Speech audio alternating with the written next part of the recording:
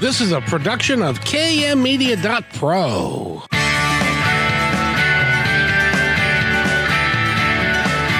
Welcome back to Positive Talk Radio. Our goal is simple: to explore evolving ideas one conversation at a time. So come on over into our world. I know you'll like it, because on today's show... And do you have intimacy in your life? Do you have quality intimacy in your life? Is that something that you are dying to, well, not necessarily dying to have, but is that something you really miss? Well, we have a show for you today that I think that you're really, really going to enjoy.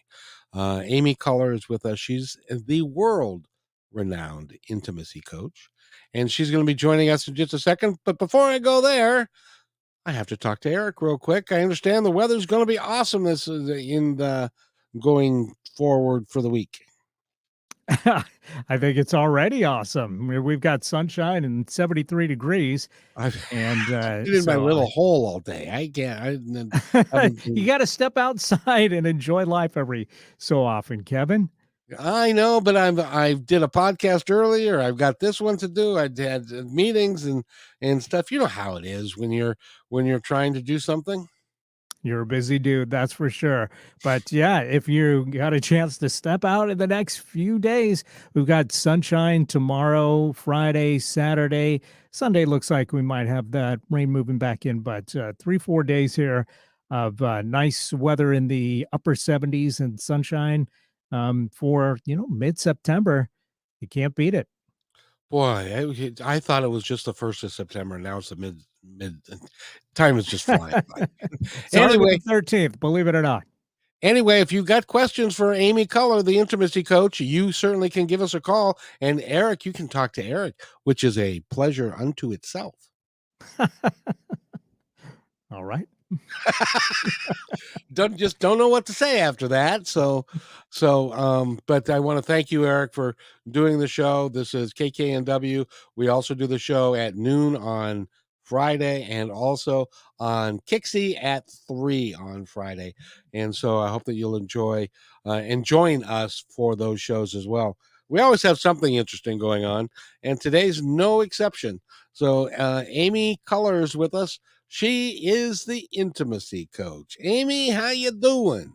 I'm great. Thanks. So glad to be here. Thanks for having me, Kevin. All the time. I wouldn't have it any other way. You've been on a number of times, and we've talked about a number of issues. And so we can continue to go down that road. But first of all, let's explore a little bit about what does Amy do and why does Amy do it? Okay.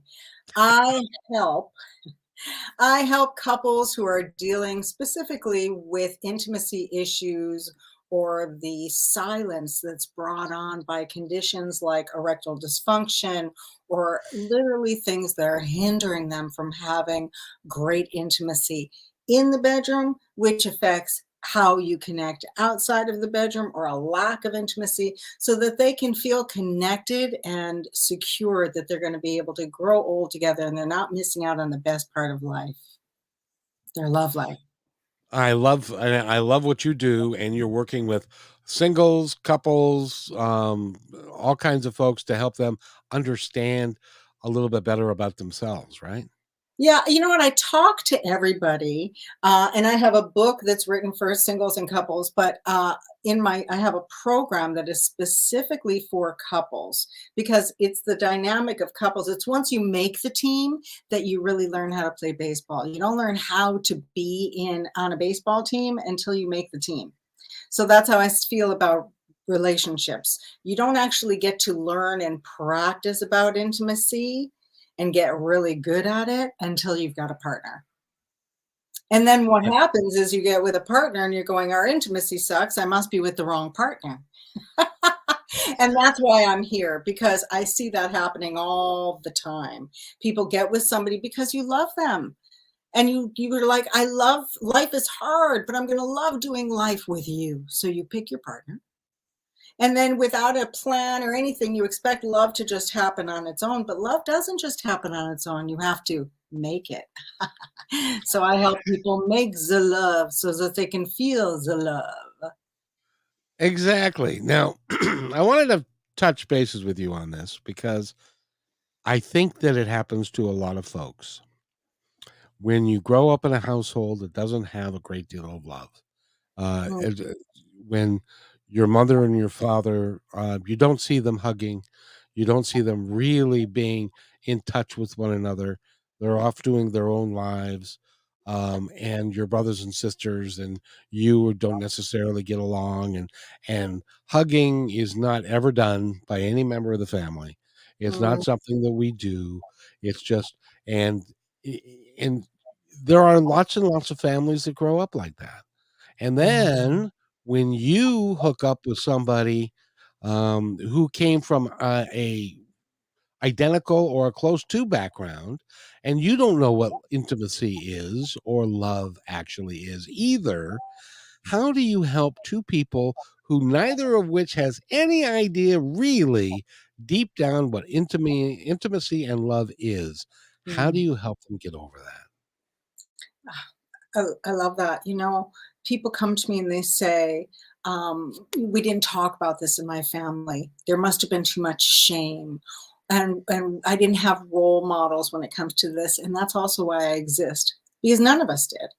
Like I say, even if you had parents and your parents had a great relationship and they were playful and touching each other and kissing each other and affectionate and you could see them hugging, even then you still didn't see the practice that went into the game. Just like when you go see a football game, you don't see the practice that went on in private. So none of Right. us actually has, even the people who came from a great family where they could see those things demonstrated, still didn't know how to get there, but they knew what it looked like. So those of us, I'll put myself in that category, who did not have, who didn't have families or didn't get a lot of touch or that stuff is uncomfortable. And I would say to them, and now you have chosen somebody where you're going to do intimacy with. And intimacy, literally means out of your comfort zone. So it's that vulnerable place of yourself, and you get to practice it. This is the person I trust, and I'm going to practice it. And in my program, I literally start step by step. You think you're supposed to know what you're doing, and that's the problem. Those two people who got together and their families didn't, or one of them did, they think they're supposed to know how to do these things. They think it's supposed to come naturally. They're supposed to know how to hug. They're supposed to know how to kiss. But I mean, so many people are like, I don't like the way my partner kisses me. I don't like the way my partner hugs me. Well, I teach you how to find out how you like it, how they like it, by learning different things, by tiny little exercises that are so much fun. And it's what builds the intimacy. It's like, oh, we're finally doing this. Oh, this is easy. And I make it super safe.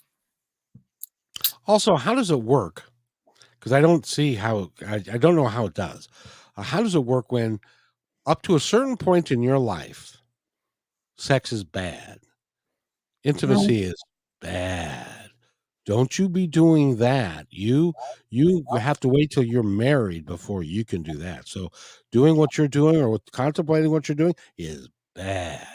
And then mm, suddenly mm. you go to this ceremony and you have this moment in time when everybody celebrates you and your best man looks at you and says, I know what you're going to be doing tonight. And you don't understand what that means really, or how to then, how do you, when your whole life you've been taught and trained to not exercise it and to turn it off, how all of a sudden in one day's time, from an afternoon at a 4 o'clock, 5 o'clock wedding until bedtime that night, all of a sudden you're magically supposed to get it and understand it all? How does that work?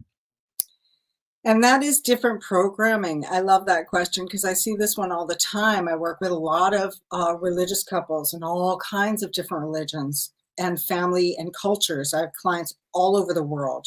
So I'm going to go to an extreme because it's fun to look at. And this is a couple and they're in their early 20s. And the reason that they came to me was because her new husband, they're newlyweds, and he told her that she was frigid And I when she said that to me, she's going, "Help, my husband says I'm frigid." I'm like, "What does that even mean?" And she's like, "He says I don't like sex." And I'm like, "Well, how could you know that you don't like sex? You've never had sex you liked." And what it was for them is exactly what you were saying. Sex is bad. Boys are dangerous. You're not supposed to like it. Stay away from boys. Stay away from sex. That was her whole life message. And the message that he got in his culture was, oh yeah, go off and do her. See if you can get with her. See if you can get with her. So by this point, he's had lots of one-off experiences. And these one-off experiences that he had are completely different than building intimacy and being vulnerable with somebody. So, as I was saying, with that particular couple, what I joked with them was like, he thinks you're frigid because you're not enjoying sex, but to him, he can have an orgasm from the wind blowing. He's 20, he's 23. So so with that couple where it's not bad, what I say to them is that you wanted to protect yourself. You had these belief systems of sex is bad because it has consequences that are larger than you could understand until you're in a relationship. That's what that message was given to them for. And Right. now that you're in a relationship, what makes your intimate relationship is sharing that vulnerability and exploring the parts that are good about sharing our intimacy and exploring our pleasure bodies together. So That's I got to would be. frame it. Mhm. Yeah, I was just thinking, being a guy, I remember what it was like being in my early 20s and late teens and that kind of stuff. And we had a different, guys had a different libido strength and what we wanted to get done. And so ours was pursuing people and pursuing the opposite sex. And the others were trying to protect themselves. Now, this goes back to the 70s. I think it's different a little bit today. Yes But and no. I mean, yeah. I agree with you, and I think it's also a lot the same today. So yeah. Yeah, and they're not nobody took these women aside and said, "Okay, after the wedding today or next week or next month, this is what's going to happen, and so this is how you need to prepare for it, to understand about it, to then be able to relax and enjoy it because, Well, it makes it tough." and what I think has to happen, and that's why I'm here, is because I've looked and gone, you know what, there's a whole lesson that's missing, which is how each of them have to go about how do you explore intimacy? How do you explore your body's pleasure? So I've literally in my program, I've written a map for it. Start here, do this, use these tools. This is how you change the experience from what you think is supposed to happen to actually exploring everything that gives you pleasure. So in case I'm just going to share because you know that the sound I work with is mm-hmm. And I've done a Yes. whole TED talk about it and I wrote a book about it and I call it a huddle. I call it the huddle, those little sounds you use. So what I'd say to that young man, because it's not just the girl who needs to know what's going to happen, because if you described what was going to happen to that girl, she'd go, that sounds painful. Uh-huh. It certainly doesn't sound like a really good time. Uh-huh. But and you're saying that she's the one who needs the education. And so what girls are always asking me, young women are going, how do I slow him down? That's what I would say. What they ask, what's the biggest thing I need to know? And I say, you need to know how to slow him down. Yeah. And what I say to guys is you need to know how to slow down from your brain going, I want this, I got to get the girl, which is what you were saying, to, ooh, I'm going to enjoy this and enjoy her, enjoy this moment. So it's a reframing for both of them. Exactly. And I would Mhm. like to now correct me if I'm wrong, but I would like to say that that is a being together in a relationship that has got great intimacy doesn't happen overnight. It doesn't happen when you come bring somebody home from the bar. It doesn't happen in that respect. It has to do with the intimate love that you have for another human being. And that's not something that you can do casually. Am I wrong in that? Well, what I say is every game is a practice game. Oh, So, makes sense. Yeah. uh-huh. So, I mean, I think that a lot of people go into even a one-off, and they're going, "What can I get out of this?" instead of a shared experience. Right. So, that's the thing that I want people to go for is a shared experience. Too often what I hear from women is that it feels like somebody's taking something from them. Right. And what I say to women is when you know what your pleasure is, when you know what makes you go, then you're in there and you're sharing yourself with him instead of somebody getting something from you and they have a goal. They're there to make you go, Then that's empowerment is when you know what makes you purr. And you're Yes. able to receive it and you can find what makes somebody else purr, what makes them huddle. So to me, if you begin as you intend to go on, especially in a relationship, that to me, that's where you have the most growth. Hmm. Yeah. Yeah. No, I can believe that. I was there's a married couple that has a podcast called One Extraordinary Marriage, and they talk about this to a great degree because even Christian married couples, they still have a degree of guilt and a degree of not able to really um, become intimate because of their preconceived notions as to what that means. Does that make sense? It does make sense. I work with churches and I work with, like I said, many religious couples, and that's what I tell them is that I'm just going to go there. The the intimacy is your godliness. That is the form of creation. That is where you truly connect with your highest, higher self. I have renamed sex sharing sensual pleasure. And Oh, as I say, we've come into these bodies for our senses, sight, sound, smell, taste, and touch. And that's the piece that sensual pleasure. Pleasure is the most overlooked element of a great sex life. So if you look at it and go, we're going to spend the rest of our lives finding what gives us pleasure together, and that is what you come into these beautiful bodies for. To me, that is serving God, and that your relationship is your highest self. It is how we heal the world by having love and having boundaries that keep us safe. That's what, if you had to, that's what the church, that's what those boundaries are, is to keep you safe in mind, body, and spirit.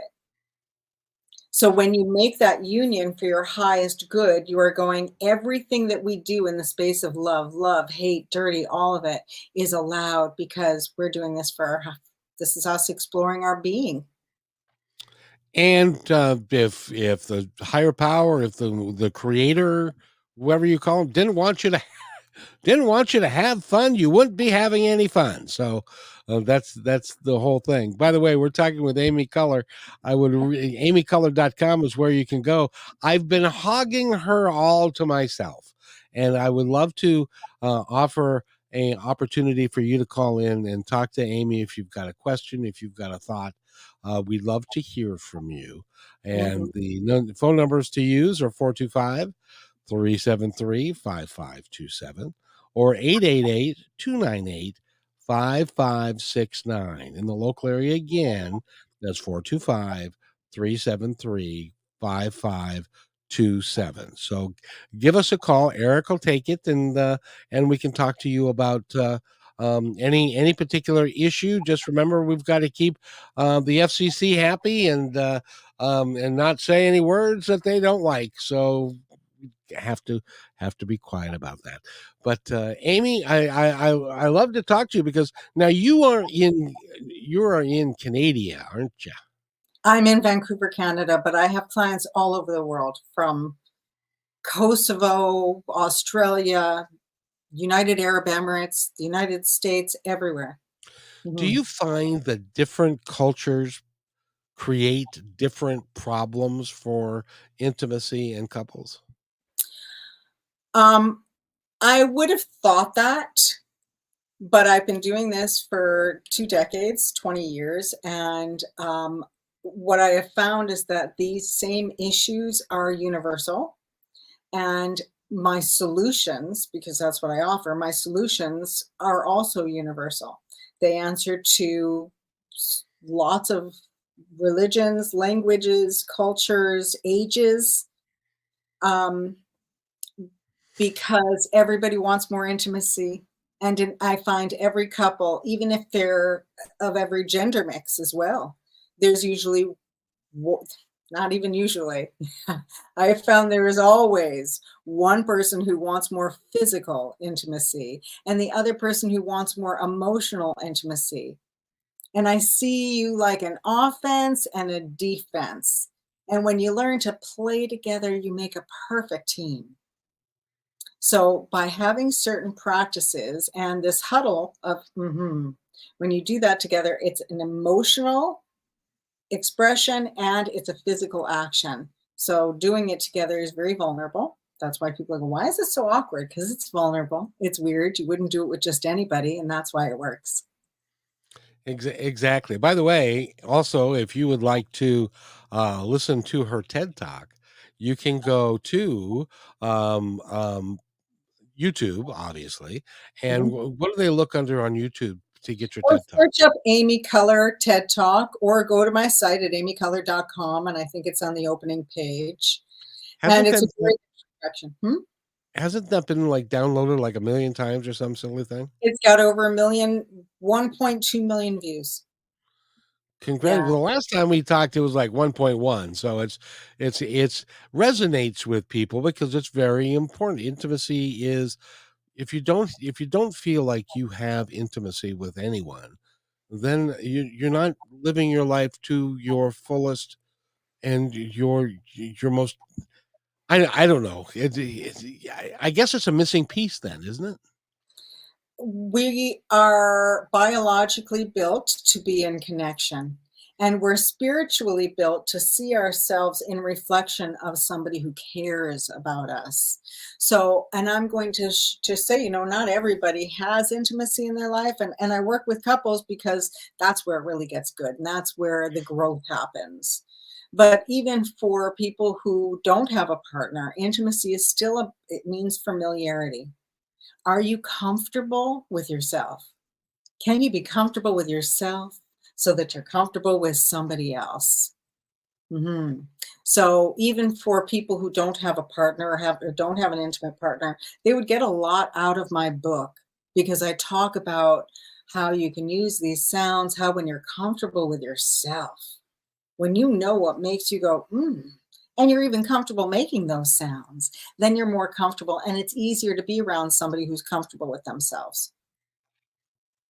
Mhm. Being around somebody who's comfortable with themselves is really they're it's like they're vibrating at a higher level because Mhm. they are comfortable with who they are, and if so, in some cases, if they choose to be single, if they choose to not have a dating relationship, that doesn't mean that you can't be intimate with people that you know. Maybe not physically, but you certainly can be intimate psychologically, emotionally, and understand them if you're willing to do that.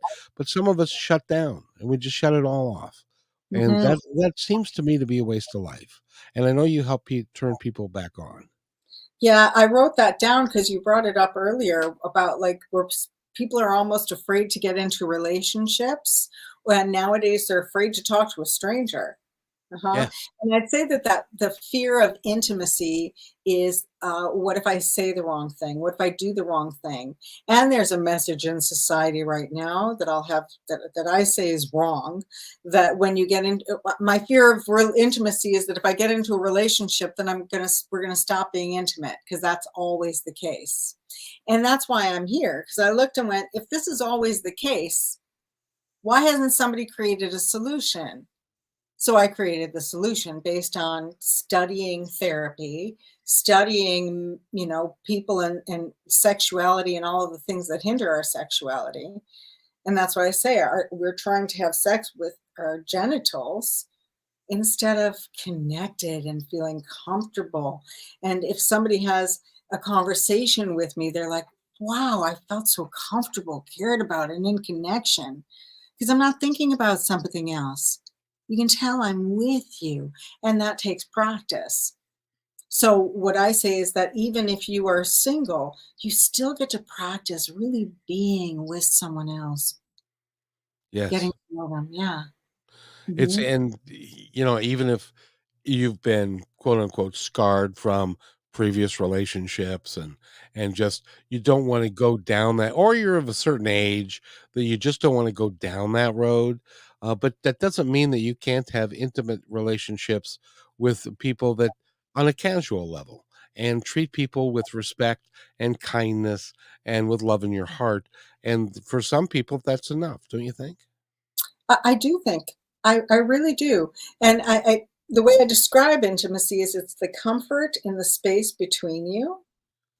So if you can go out and light up the person at the grocery store, everybody that you encounter, if you're feeling okay with yourself and you're like, oh, great to see you. I can see you. Uh-huh. Yes. Then you're lighting up the world because not everybody has a partner, or people who've lost their partners shouldn't be going around going, I'm less than because I don't have a partner. Mm-mm. We're talking with Amy Culler, and we are going to address that issue when we come back from this break because I believe that there are too many websites, there are too many people who believe that they are less than whole if they don't have a partner to be with because you are every bit as good as anybody who's ever walked the planet, and you should feel good about who you really are. And we're going to talk about that and how you can emotionally deal with that so that you can then perhaps even be open to being intimate with somebody again. Amy Culler is our guest. Go to amyculler.com, and we'll be right back after these messages. Please stay with us. Hey, PTR loyal listener. First, thanks for being in my dream. And second, I have a new concept in business to share with you. It's called socialpreneurship. So, what's that? Well, it's the idea that any company designates all profits beyond expenses to be awarded to a local or international charity or project which is working to achieve good in the world. KM Media is such a company. We believe that it's important for us to give back whenever possible and to make great things happen. So I hope you'll join us in creating this new business model that will positively impact all of us. In the next few weeks, we will lay out the plan and begin our fundraising efforts. So stay tuned for more details right here on Positive Talk Radio.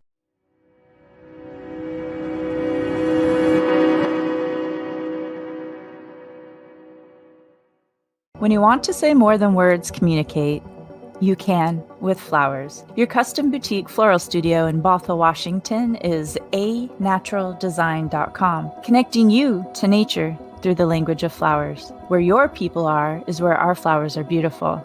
Your success is our goal. anaturaldesign.com at your fingertips today. Hey, thanks for listening to Positive Talk Radio. Did you know that we're also a media production company? Well, surprise, we are. We can create all kinds of audio, video products to fill any need. Please visit kmmedia.pro/our-store for a complete list of products and services. In addition, do you need a great voice to add to your own website or any other project? I know that we can add depth and quality to your work. I've been told more times than I can count by many professionals in the business that my voice adds to the quality of the presentation. So, let me create something for you. Please contact me at kevin@kmmedia.pro and let's create something great.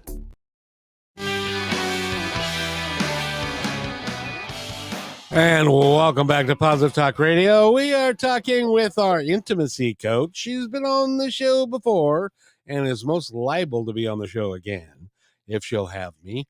Her name is Amy Culler, and she is right there. Go to amyculler.com, find out more about her. If you do have a question for her and have a thought, I know that it might be too intimate to talk about on the radio, but if you have a thought, you're certainly welcome to put something in the chat if you're listening on YouTube, or if you are watching on YouTube, or if you are listening to us on the radio, 425-373-5527.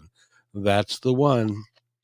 Prior to the break, first of all, I got to tell you, I on the commercials, I say that we have great voices. You also have a great radio voice. So you could do I have a face for radio.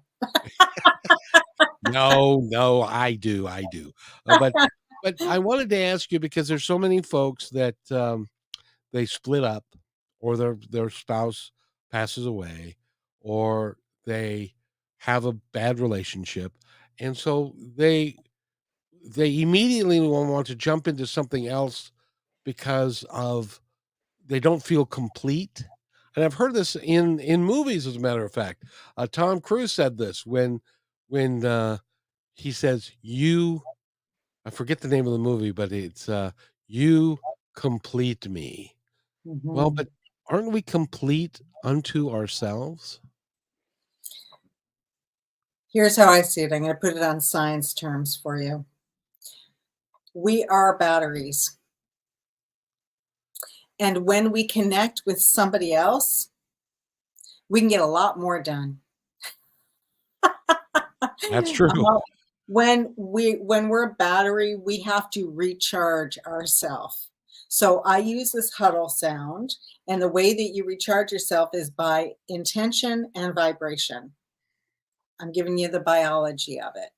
So you can, even when you're alone, I want people to huddle going, It's how you charge yourself up. And in my program, I take people through even so that they're recharging all their sexual energy so that you feel alive and delicious. Because what happens is you start to go, but nobody loves me.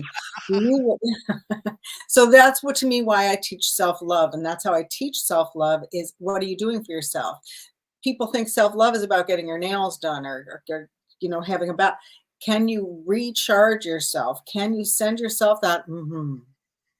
Because that's what I want you to send to a partner when you love them. And what happens is that we go through life and we're recharging. But when you're with somebody else, it lights you up because it gives you energy. And we're two batteries. And if you think about it, if you're with somebody who's not contributing to your life or the relationship, it's a drain, just like it's draining your battery. But when you're there and it feels good to be around you, it's recharging. Oh, you go home, you recharge together.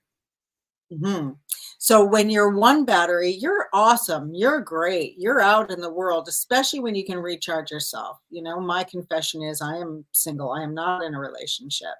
And I am the intimacy coach. And people don't know, are you not? Are you not? Because I'm not walking around. What happens is that when people are single, they're longing. They're longing for something.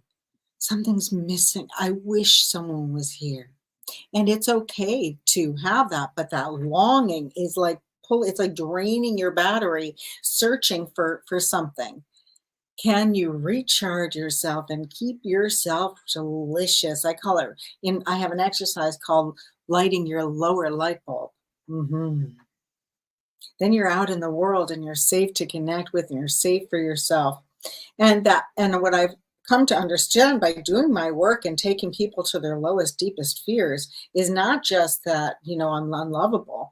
It's that we're going to be alone. Yeah.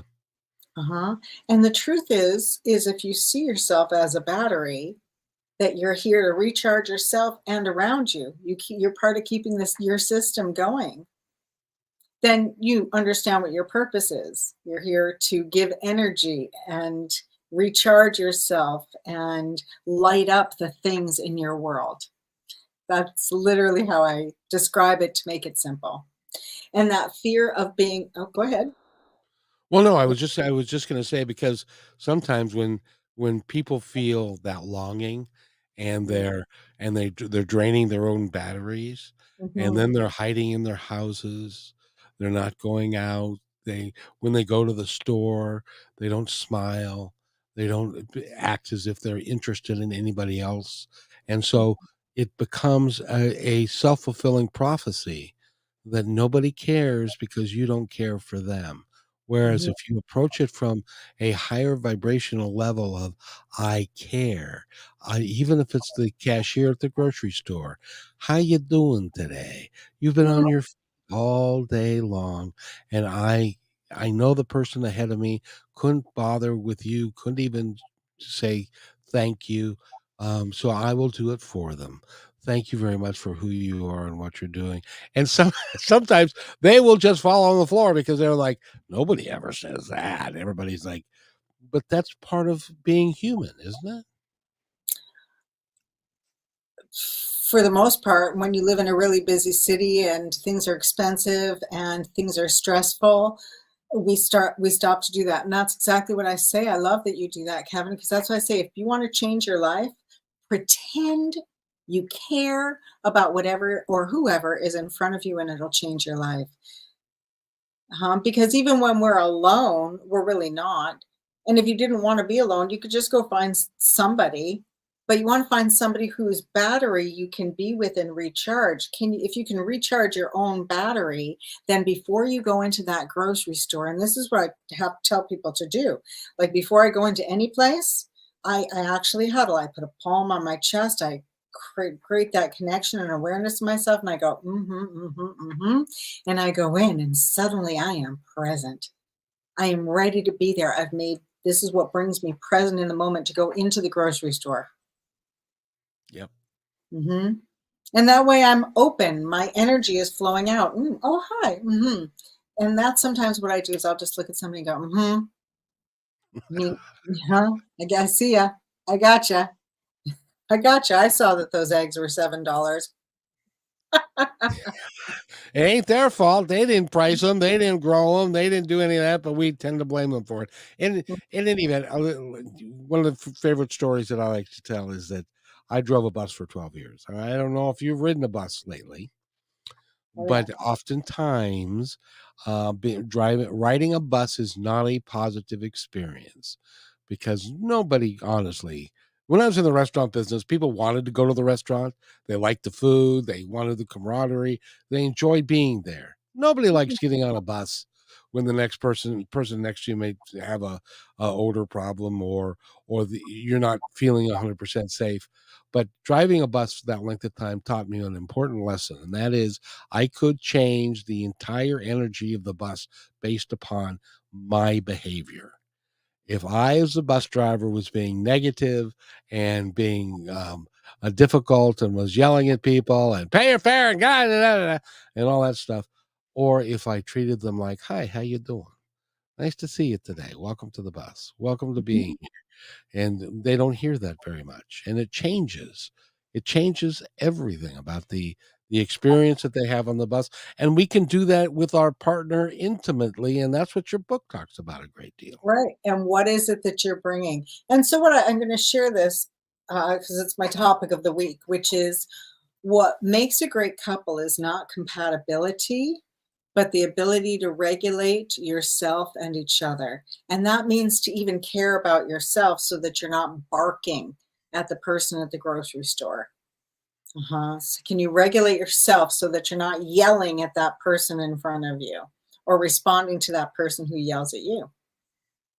Exactly. And isn't it an art form to learn how to do that? Yes, and that's what I teach, how to go, because it's learn how you regulate yourself and each other. Oh, oh, oh, Even while somebody's talking, if somebody's yelling, so I'll share this. If somebody's yelling at you, especially in relationships, if somebody loses their cool, that other person just, or somebody will say, well, I'm listening. So what I invite people to do is while somebody's having a mood or expressing themselves, illustratively, that you stay in connection with them by using these huddle sounds, by going, ooh, oh, oh, and matching their frequency. So if somebody's yelling and angry, you're going, aha, oh, oh, oh, yeah, I yeah. yes, indeed, and I get that. And by the way, I know that if you're in a relationship and there is a lot of arguing going on and there's a lot of physical abuse or mental abuse and that kind of stuff. That's not what we're talking about here. We're so Amy, address that if you would. If you're in a relationship where there's heated passion, the reason that it tends to get physical is because that one person does not feel met, seen, and they have nothing to come up against. And so they're trying to elicit a reaction from their partner because they don't feel like they're getting any reaction. They're just losing it because they don't feel contained. And that's why I say, can you contain yourself? So if your partner is acting out and your initial response is to be fearful of it, then that means that you're not in it with your partner.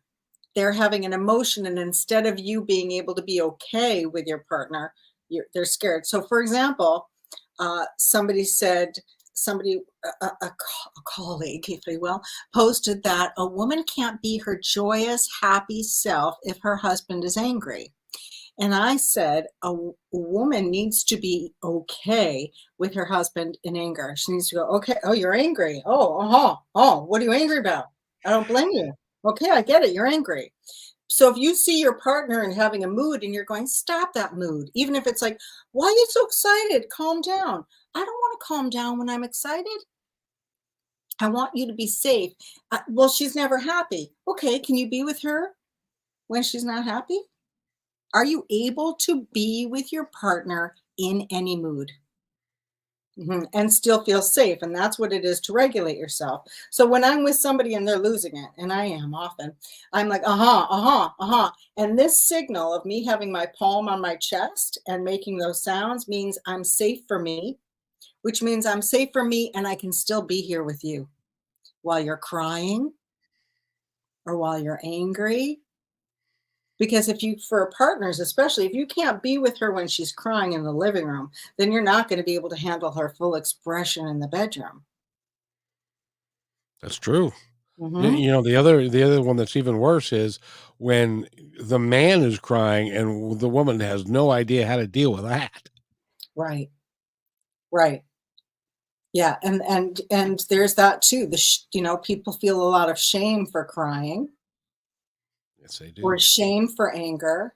We have shame for our anger, shame for our sadness, shame for our sexuality, shame for those pieces of ourselves that we're afraid that somebody else can't see. But that's why you get into a relationship, is to say, I love you, even your love handles. I love you so much. I love your love handles. I love you so much that even when you're having a day where all you do is cry and you're sad and angry and frustrated and feel like throwing things, I still love you. And what happens is when we're seen in those places, they don't have to be as extreme. He doesn't have to get as angry in order to be seen. I get it. You're angry. Oh, now you don't have to act out. If somebody is physical, then that's the point where you need to protect yourself physically and get help. And I mean, I've helped couples learn to not be physical. And the biggest thing that I do, this is so much fun, is I get people to stop using words. Nothing causes more arguments than words. That's why I use these huddles, so that when you see your partner with a palm on their chest going, then you remember to stop using those words and come back and go, And I've had couples, I teach my couples to take their words out of it and start having those arguments like kids. And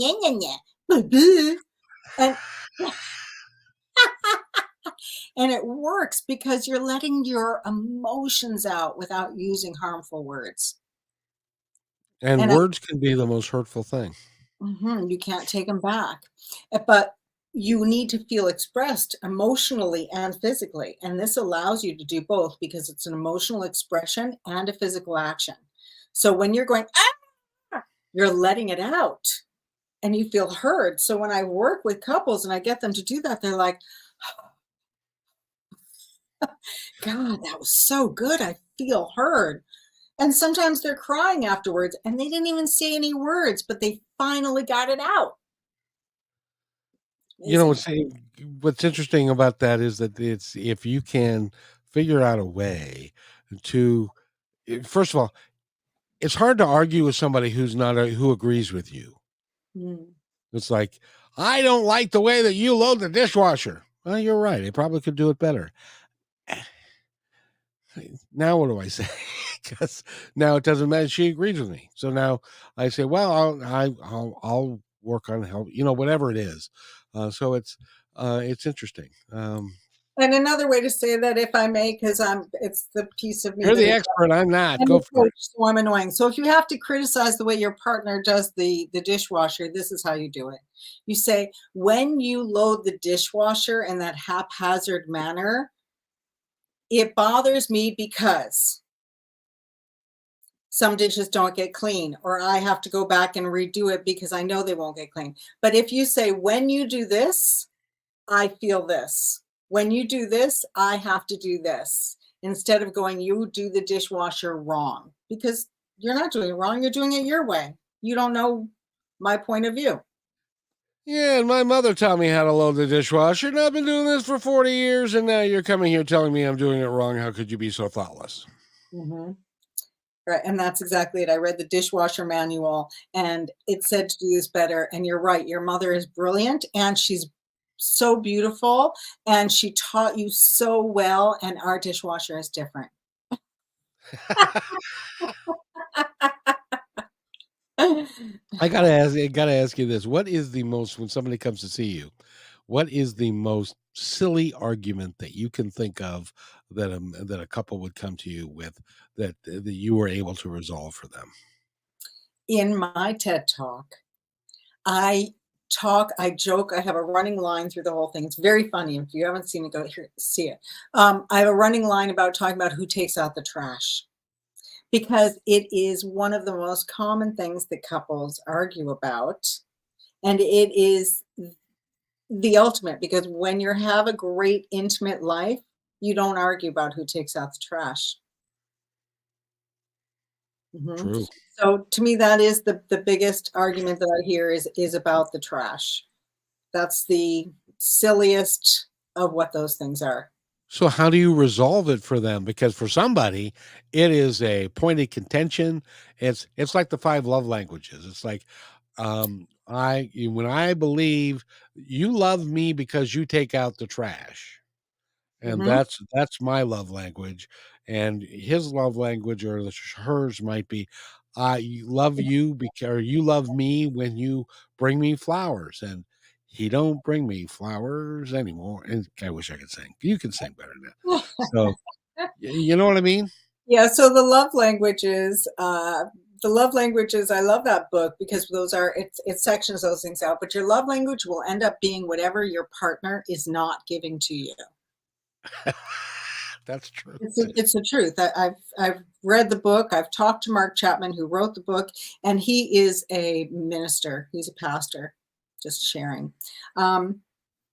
So when people want different things, or when it comes down to the trash, even in my TED talk, what I talk about is that person who is a more physical person. When you want them to take out the trash, if she adds the phrase, will you take out the trash for me? Then it gives him purpose. And men respond, I'm using my genders on a broad term, so don't cancel me, but men respond to a sense of purpose. Oh, now it's not a chore that my mommy is asking me to do. I am getting points with my lover, with my partner. Oh yeah. And as I say in my TED talk, and she responds to love. So if he says, I love it when you smile, she will smile more. Instead of going, smile, you say, I love it when you smile, she will smile. I love it when you, is how you get her to do it. I love it when you take out the trash. She will take out that trash. Yeah, it's, us human beings are kind of silly, aren't we? Well, we're pretty simple if you stop and look at the patterns. And that's what I did for 20 years. I looked and said, there's an intimacy issue. Relationships break up because of the lack of connection, emotional and physical. There's got to be a solution for this. So I went off and studied as many therapeutic modalities, looking and saying somebody has to have addressed this. I even, studied with the best, who I'd consider to be Esther Perel. And even then I said, where's the solutions? And it's like, well, somebody has to do it. I've got everything to do it. I've studied the therapy. I've studied the biology. I've been helping people with physical issues for so long. If you have a plan and you are exploring, you're going to keep getting better and better at it, just like a team, just like a baseball team. So for that person who is single and alone, because I really want to bring this into here, for that person who is single and alone, the goal is when you're comfortable with somebody and you want to get to know them better and better, you are starting, that's how you build a relationship, whether it's a friendship or an intimate partner. And that's what we want, is to feel like, oh, I can't wait to see them again. I Yeah. like being with that person.